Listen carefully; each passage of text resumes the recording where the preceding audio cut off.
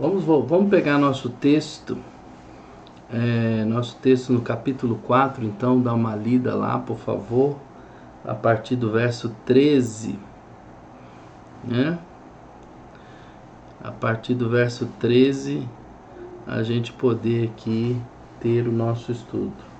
Não queremos, porém, irmãos, que sejais ignorantes com respeito aos que dormem, para não vos entristecerdes como os demais, que não têm esperança.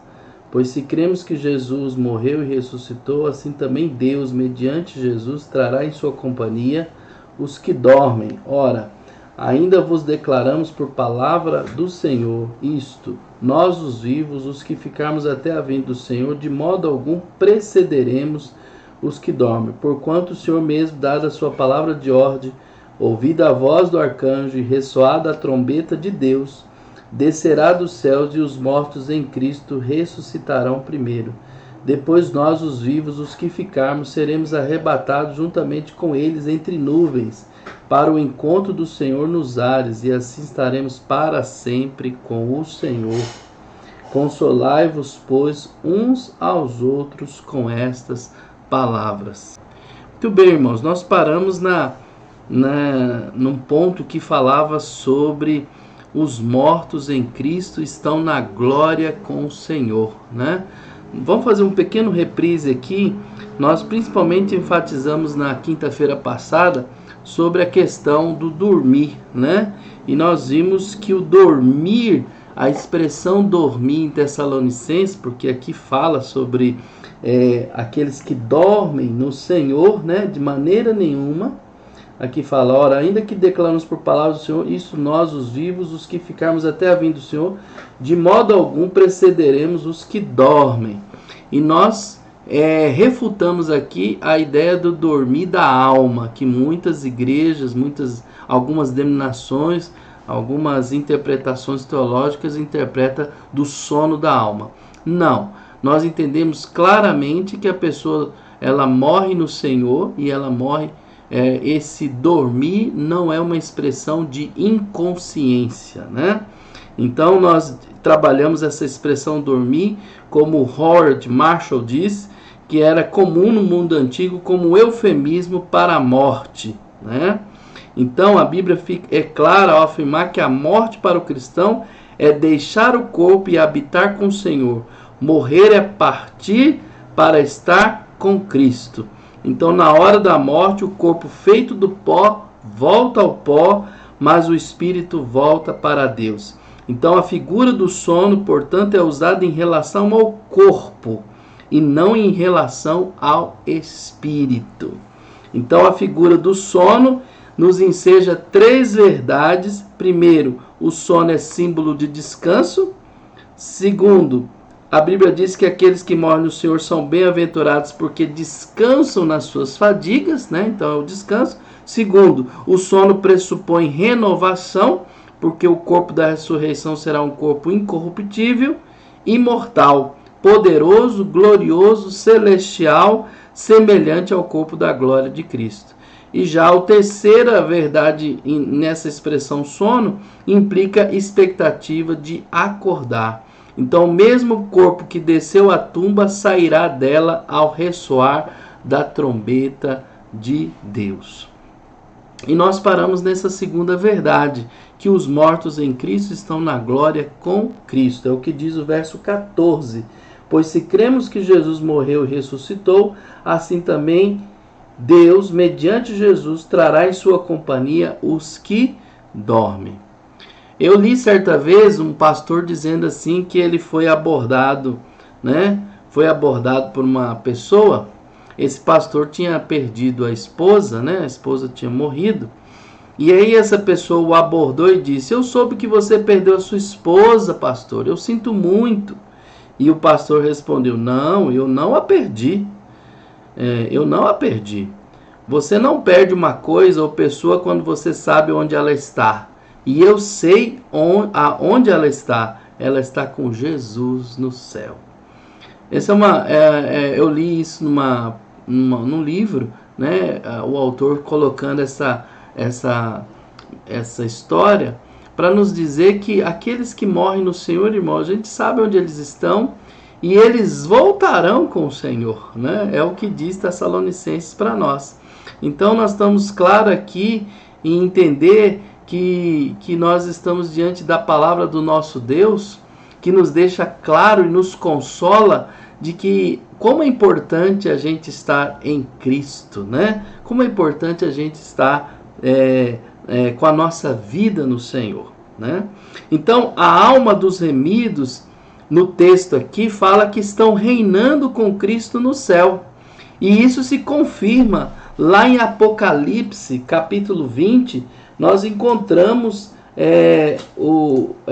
Apocalipse mencionando isso que Tessalonicenses está dizendo, que os santos estão voltando junto com Jesus. Vamos abrir lá em Apocalipse para a gente poder ver em loco aqui no texto, né? Apocalipse 20, do verso 1 ao verso 4, diz assim: então vi descer do céu um anjo, tinha na mão a chave do abismo e uma grande corrente. Ele segurou o dragão, a antiga serpente, que é o diabo, Satanás, e o prendeu por 1000 anos. Lançou-o no abismo, fechou e pôs selo sobre ele, para que não mais enganasse as nações até que se completarem os 1000 anos. Depois disso é necessário que ele seja solto pouco tempo. Vi também tronos, e nesses sentaram-se aquele aos quais foi dada a autoridade de julgar. Vi ainda a alma dos decapitados por causa do testemunho de Jesus, bem como por causa da palavra de Deus, tanto quantos não adoraram a besta, nem tampouco a sua imagem, e não receberam a marca na fronte e na mão, e viveram e reinaram com Cristo durante 1000 anos. Então, a figura dos remidos aqui com Cristo no céu, e que Apocalipse confirma reinando, assim como Tessalonicenses aqui deixa bem claro para nós, né, que se cremos que Jesus também ressuscitou, assim também Deus, mediante Jesus, trará em sua companhia os que dormem. É interessante essa palavra Tessalonicenses combinada com o texto de Apocalipse, para a gente perceber claramente isso, né? Então os remidos não poderiam vir com Cristo se já não estivessem com Ele.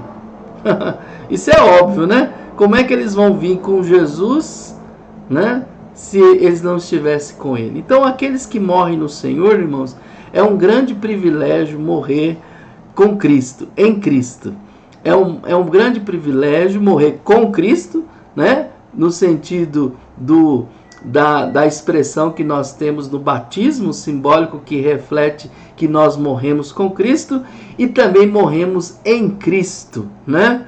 Para aquele que crê em Jesus e morre crendo no Senhor. Então pode ter certeza que aqui a Tessalonicenses está confirmando que aqueles que morrem no Senhor vão para a presença do Senhor e estão com Ele na glória. Se você tem dúvida disso, não tenha mais isso no seu coração, porque está claro aqui no texto que estaremos com o Senhor, né? Aquele que morre no Senhor estará com o Senhor, né? Então as almas no céu clamam, né? Apocalipse 7, de 15 a 17, descansam das suas fadigas. Apocalipse 14, 13, a gente lê muito esse texto num velório, num funeral, Apocalipse 14, 13, que fala sobre o descanso, né, das obras, né? Também vem a face de Cristo, está lá, Apocalipse 22, 4. Eu queria que alguém escrevesse esses versículos para mim. Eu vou repetir de novo e alguém poderia escrever para mim na sequência, tá bom?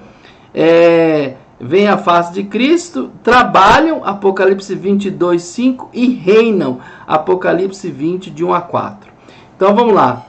Por favor, alguém escreva para mim. Eu vou repetir aqui. O primeiro texto que eu citei de Apocalipse é Apocalipse 20, de 1 a 4. Então os remidos não poderiam vir com Cristo se não já estivesse com Ele. As almas no céu clamam, Apocalipse 7, de 15 a 17.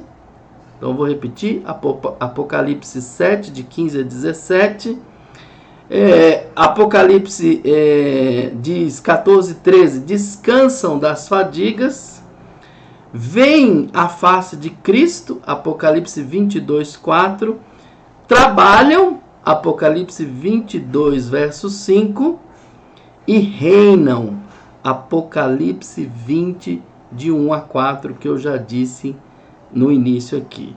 Então, Apocalipse 20, de 1 a 4, Apocalipse 7, de 15 a 17, Apocalipse 14, 13, Apocalipse 15 a 17, Apocalipse 14, 13, Apocalipse 22, 4, Apocalipse 22, 5, e voltamos para o primeiro, Apocalipse 20, de 1 a 4, porque diz que eles reinam.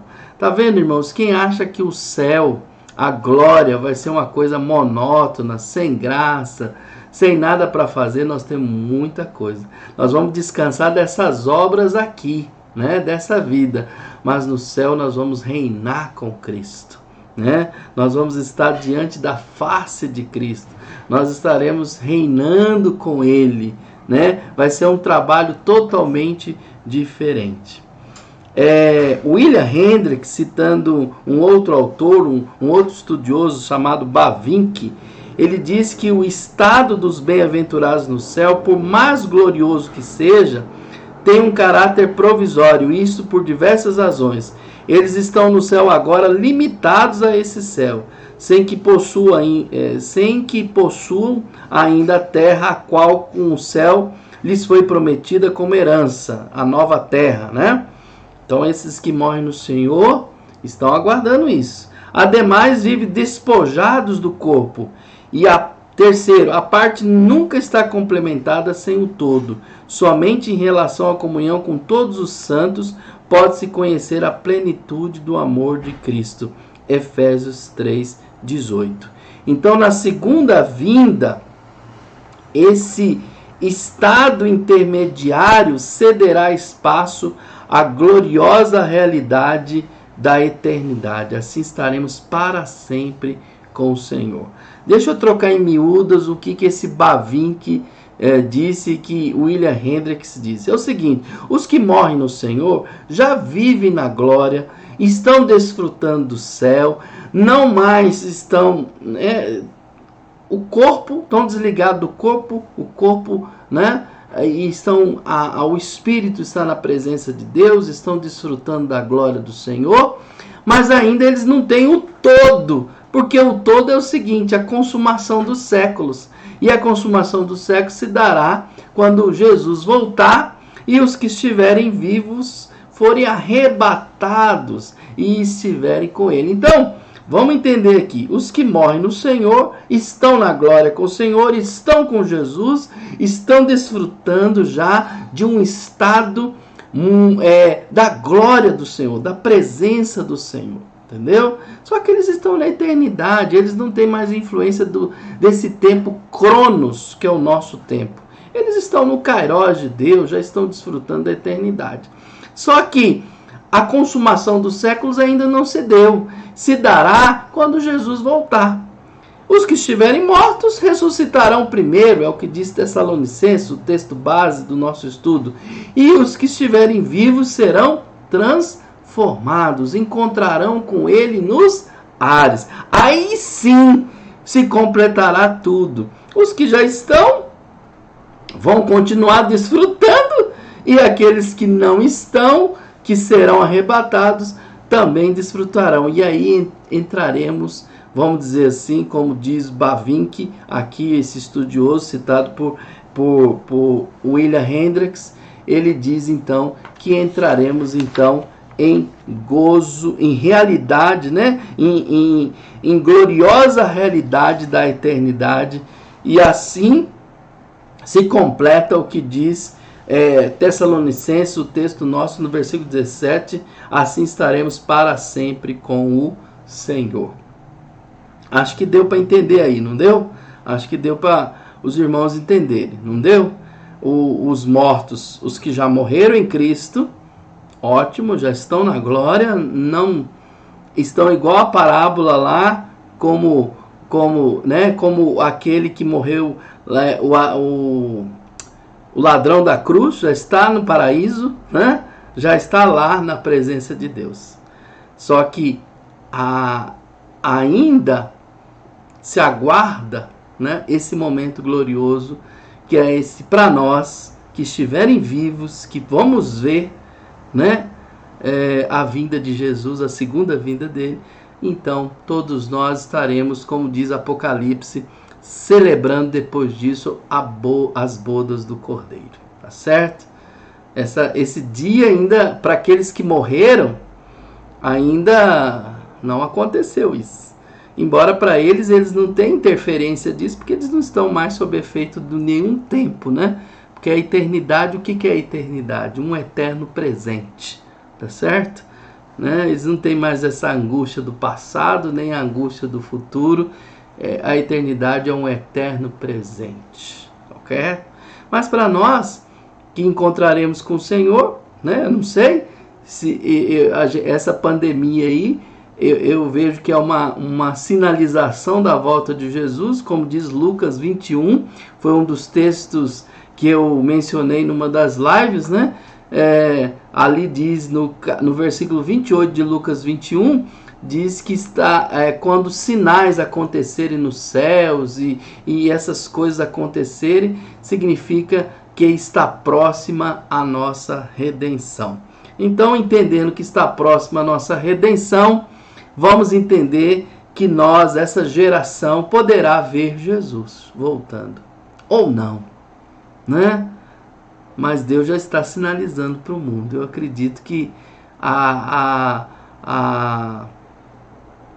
uma grande expectativa de que a vinda de Jesus está muito próxima, né? Eu quero acreditar que sim, que está muito próxima e que eu verei com os meus olhos esta vinda gloriosa do Senhor. Mas se não, irmãos, se eu morrer, se você morrer sem Jesus ter voltado ainda, não tem problema. Fique tranquilo. Nós estaremos com o Senhor para sempre. Amém?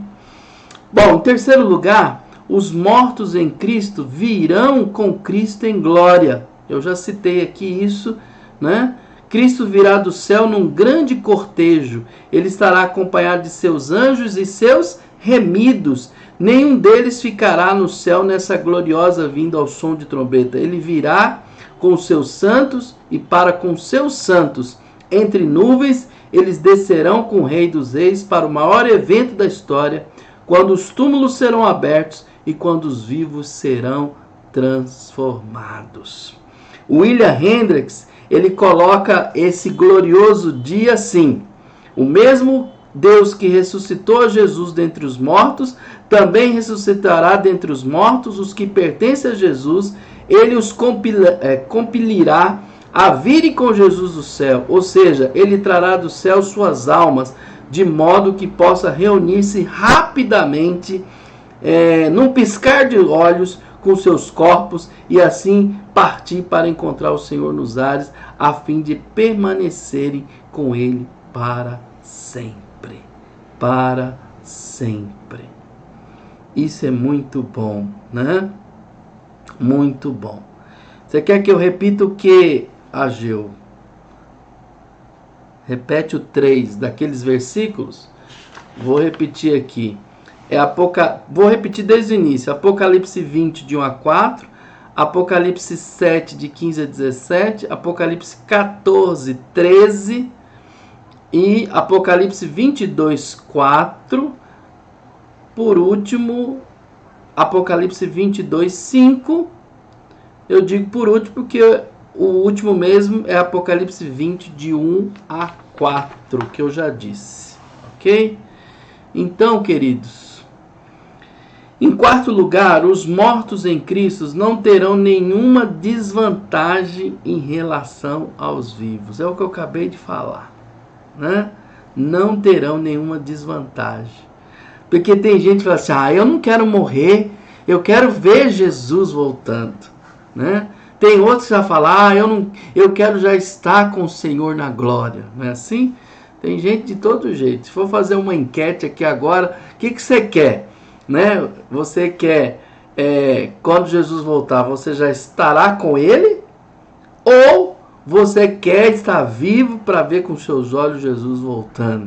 O que você quer? Escreve aí para mim. O que você quer? Você quer estar, quando Jesus voltar, você já está morto, né? Já com ele lá? Ou você quer estar vivo para esse dia e ver com seus olhos naturais a vinda do Senhor? O que você quer? Escreve aí para mim. Vamos ter uma participação aí. Ele quer o terceiro item, né? Ah, tá. O terceiro item é assim: os mortos em Cristo virão com Cristo em glória. Os mortos em Cristo virão com Cristo em glória. Ok? E em quarto lugar, o que eu já disse, os mortos em Cristo não terão nenhuma desvantagem em relação aos vivos. Aí eu estou perguntando, você quer estar vivo ou você quer estar morto? Né? Se você estiver morto, você estará com o Senhor e voltará com Ele.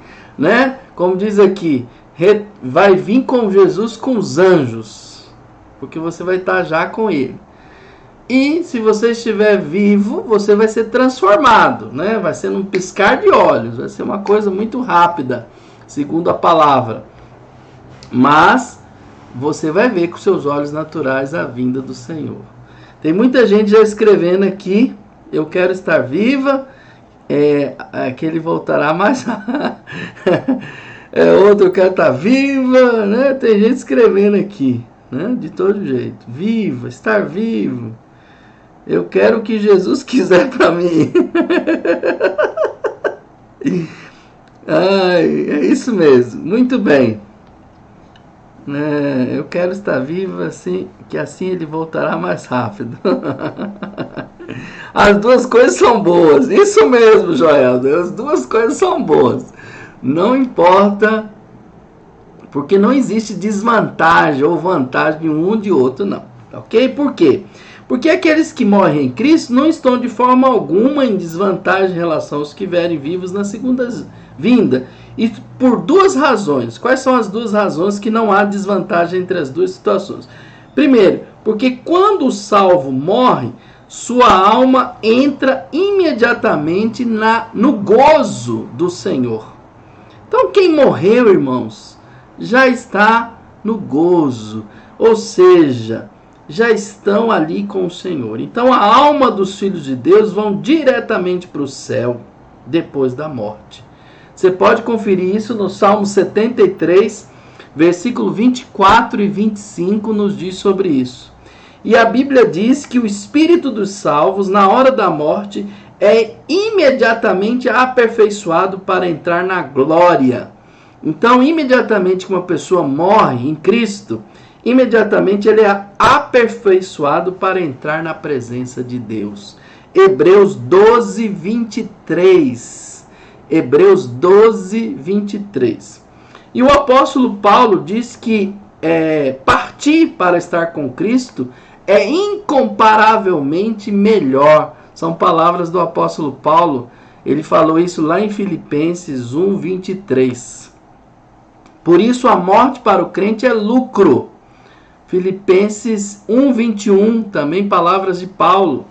É preciosa aos olhos de Deus a morte dos seus santos. Salmo 116, verso 15. E é uma profunda felicidade. Apocalipse 14, 13.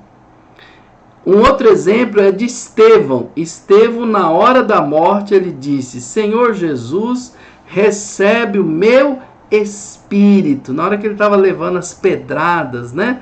Na hora que ele estava sofrendo aquele martírio, naquele momento que ele estava sendo apedrejado, ele diz lá em Atos 7,59, ele diz isso: Senhor Jesus, recebe o meu espírito. E sabe como que Jesus estava nessa hora da morte de Estevão? A gente sabe que Jesus está assentado à direita de Deus Pai, não é isso? Mas lá no texto de Atos, quando Estevão está sendo apedrejado e morto, Jesus está esperando ele em pé. ele não está sentado, ele está em pé, esperando o servo dele. Que bênção, né, gente? Que visão maravilhosa que Estevão teve na hora da sua morte. E ele é o primeiro, né, aquele primeiro mártir da história da igreja, né? Um diácono que serviu a Deus com tanta integridade. E sabe quem que estava olhando a morte de Estevão ali? Ainda era o Saulo, não era Paulo, não, era o Saulo. Ele que estava carregando, né, a capa, né, ou a túnica do Estevão, enquanto os outros estavam só apedrejando e ele assistindo aquela morte. Provavelmente ainda era aquele Saulo, né, perseguidor da igreja, se deleitando ali com a morte do servo de Deus. E ele nem imaginava o que Jesus ia fazer com ele, né, naquele momento ali. E Estevão estava sendo recebido por Jesus. E Jesus estava em pé. Essa foi a visão que Estevão teve na hora da sua morte. Que maravilha, irmãos. Essa é uma visão tremenda. Muito bem. A segunda razão por que não há desvantagem nenhuma em relação aos vivos, né? Os mortos em Cristo não terão nenhuma desvantagem em relação aos vivos. Segundo, porque quando Jesus voltar, os mortos em Cristo ressuscitarão antes de os vivos serem transformados. Aqui o capítulo 4, versículo 15 de Tessalonicenses, nosso texto base. Então, mesmo que esse fato seja tão repentino como um abrir e fechar de olhos, como diz 1 Coríntios 15, 51 e 52, os corpos dos remidos que estavam dormindo se levantarão da terra antes de os vivos serem transformados e arrebatados. Então, os que morrem no Senhor serão primeiro transformados, serão eles, né? Serão eles que vão ser ressuscitarão, né? Transformados seriam os vivos, ressuscitarão, né? Então a ressurreição precederá ao arrebatamento. Que bom, nossos olhos naturais vão ver a vinda do Senhor e seremos arrebatados, mas os que morreram vão ressuscitar primeiro, irmãos, né? Eles que já vão ganhar novo corpo antes da gente. Os que são transformados vão ganhar um novo corpo, né? Serão transformados, passarão a ter um corpo incorruptível. Enquanto os que morreram já ressuscitarão primeiro, porque eles ganharão esse corpo antes de nós. Precederão. Então, quando o apóstolo Paulo diz que os mortos em Cristo ressuscitarão primeiro, não é em relação aos outros mortos, mas em relação aos que estiverem vivos. Né? Em relação aos que estiverem vivos, que somos nós. Então Paulo nos está ensinando duas ressurreições. O texto em apreço é um instrumento apostólico acerca da esperança cristã. Ele está trazendo uma palavra de consolo para os crentes em relação ao estado dos que morrem em Cristo. Esse, né, é o estado daqueles que morrem em Cristo, porque estão na glória do Senhor e ressuscitarão primeiro. Então fica evidente, pois, que ambos os grupos, os mortos e os sobreviventes, são crentes. Paulo não está traçando contraste entre crentes e não crentes, e descrentes, dizendo que os crentes ressuscitam primeiro e os descrentes 1000 anos depois, como alguns pensam. Não. Ambos os grupos, mortos, ressurretos e vivos transformados, sobem para encontrar com o Senhor nos ares. Que lindo dia será essa segunda vinda de Cristo, não é verdade? Então, irmãos, continuando aqui no nosso estudo, eu espero que você esteja caminhando comigo, né? Nós entraremos então na ressurreição dos mortos. Então destacamos alguns pontos no trato desse assunto. Em primeiro lugar, a doutrina da ressurreição era rejeitada pelos gregos. Eles não aceitavam, eles não criam nisso.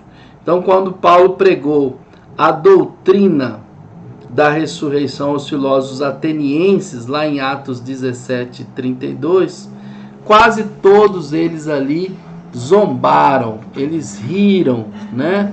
Eles tiraram chacota, eles fizeram maior zombaria a respeito desse tema, né? Então, os gregos eram como os saduceus na época de Jesus, que rejeitavam a doutrina da ressurreição. Então, em Atos 23, de 6 a 8, nós temos referência sobre isso. E aí a grande esperança dos gregos era justamente livrar-se do corpo. E Tessalônica era uma cidade grega, e os gregos não acreditavam na ressurreição do corpo. E os gregos achavam que o corpo era essencialmente mau. E o corpo era considerado pelos gregos como um claustro, né? Como uma clausura. E o corpo era considerado pelos gregos assim como a prisão da alma. E a destruição do corpo e não a sua ressurreição era desejada. Então a destruição do corpo e não a sua ressurreição era desejada pelos gregos. Em segundo lugar, a ressurreição de Cristo é a garantia da nossa ressurreição. Quem nos garante que vamos ressuscitar? Porque Cristo ressuscitou. Se ele venceu a morte, também venceremos com ele. Então, quando Paulo escreve para a igreja de Tessalônica, eles estavam tendo essa confusão de crer na ressurreição de Cristo sem crer ao mesmo tempo na ressurreição dos salvos. Então Paulo mostra a eles que não podemos crer numa coisa sem crer na outra. Não podemos crer na ressurreição de Cristo sem crer na ressurreição dos salvos, visto que a ressurreição de Cristo é o penhor, ou seja, é a garantia de nossa ressurreição. Então o apóstolo Paulo está tratando da mesma matéria em sua primeira carta aos Coríntios, e escreve mostrando a impossibilidade de crer na ressurreição de Cristo sem crer na ressurreição dos salvos. Está lá nesse texto de Coríntios que é impossível. A nossa fé é vã se nós não crermos na ressurreição. Não somente na ressurreição de Cristo, mas não cremos na nossa ressurreição. Os que são salvos, tá certo? Então, nós precisamos crer mesmo que a ressurreição dos mortos se dará na segunda vinda de Cristo. Mas eu quero que você fique com essa palavra. Eu queria que você guardasse isso no seu coração. A segunda vinda de Cristo será pessoal. Eu creio assim. A segunda vinda de Cristo será pessoal, visível, audível e gloriosa. E 3 fatos vão ocorrer quando da segunda vinda de Cristo em relação à ressurreição dos mortos. E isso vai ser tema para a nossa próxima quinta-feira, que a gente vai dar a sequência ao nosso estudo, que eu quero falar sobre isso. Tá bom?